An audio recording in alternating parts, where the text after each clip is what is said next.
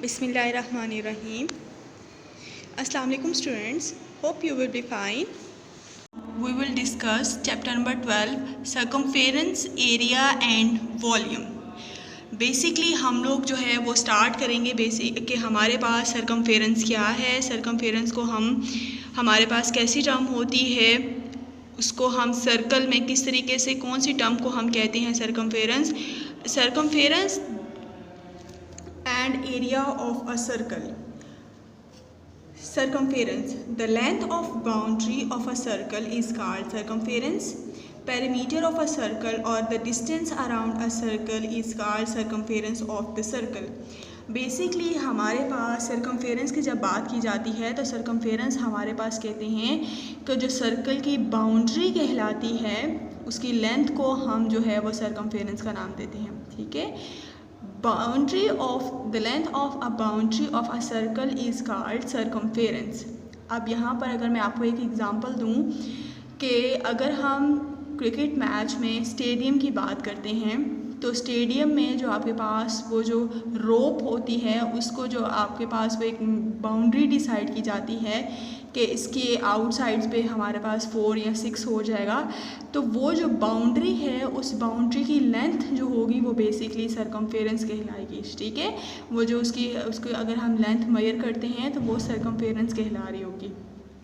अब इस चैप्टर में हम बेसिकली सर्कल के ऊपर हम कुछ फार्मूलाज पढ़ेंगे. इसमें सबसे पहले हमने टर्म पढ़ी है सर्कमफेरेंस की, उसके बाद फिर हम आगे एरिया की बात करेंगे. एरिया बेसिकली हमारे पास होता है किसी भी चीज़ को कोई भी चीज़ जो है वो कितना एरिया घेरती है, मतलब उसने कितनी जगह घेरी भी है वो आपके पास उसका एरिया कहलाएगा. ठीक है.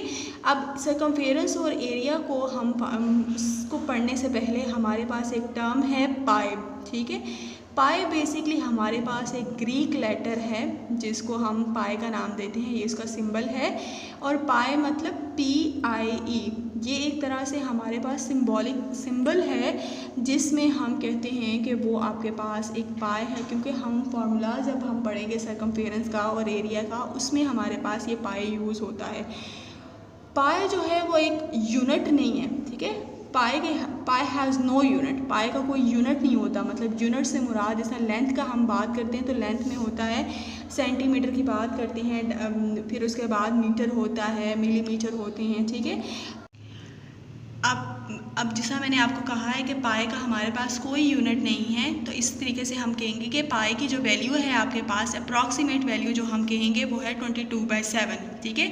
अप्रॉक्सीमेट वैल्यू है, या फिर अगर हम डेसिमल फॉर्म में इसको कहते हैं तो वो 3.14 उसकी डेसिमल फॉर्म में आ जाएगा. ठीक है.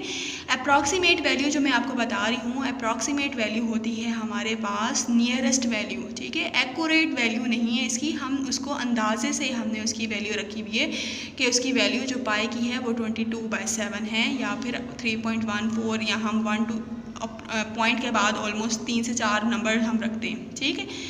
अच्छा जी. उसके बाद है circumference of a circle. Circumference of a circle में हमारे पास वो क्या कह रहे हैं कि आपके पास सर्कमफेरेंस ऑफ अ सर्कल है 2πr. ठीक है.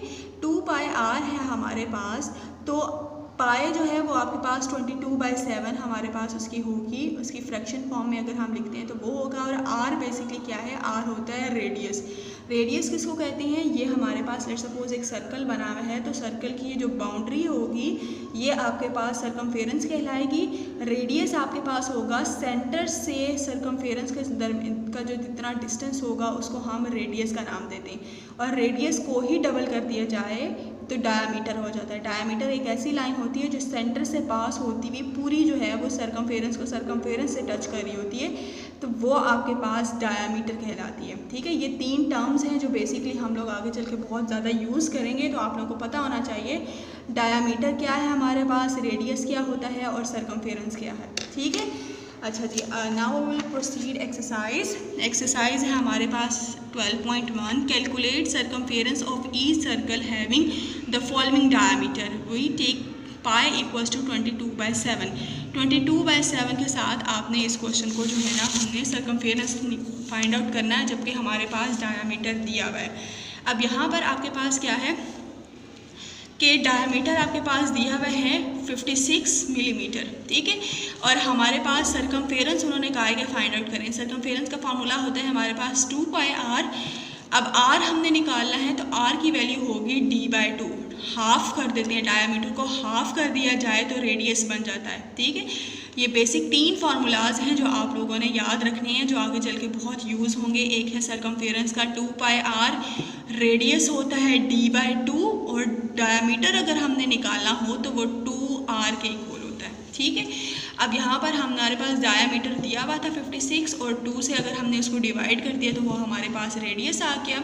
इसी तरीके से अब रेडियस निकल आया तो हम फार्मूले में पुट करेंगे। 2πr था तो 2π और r की जगह हमने 28 जो हमारे पास निकला था वो 28 पुट कर दिया, ठीक है। अब इसकी कटिंग करेंगे तो हमारे पास C का आंसर या सरकमफेरेंस का आंसर क्या आ गया, 176 मिलीमीटर। आपने यूनिट साथ लिखना है ताकि शो हो रहा हो कि ये लेंथ को मेजर किया जा रहा है, ठीक है। इसके बाद इसी का है 5th पार्ट आपके पास, डायमीटर दिया हुआ है 0.98। तो रेडियस हम निकालेंगे, जब हमने इसको डिवाइड किया तो 0.49 आ गया। उसके बाद हमने सरकमफेरेंस जब हमने निकाला तो सरकमफेरेंस में जब हमने r की वैल्यू पुट की तो हमारे पास सरकमफेरेंस का आंसर क्या आ गया, 3.08 मीटर, ठीक है।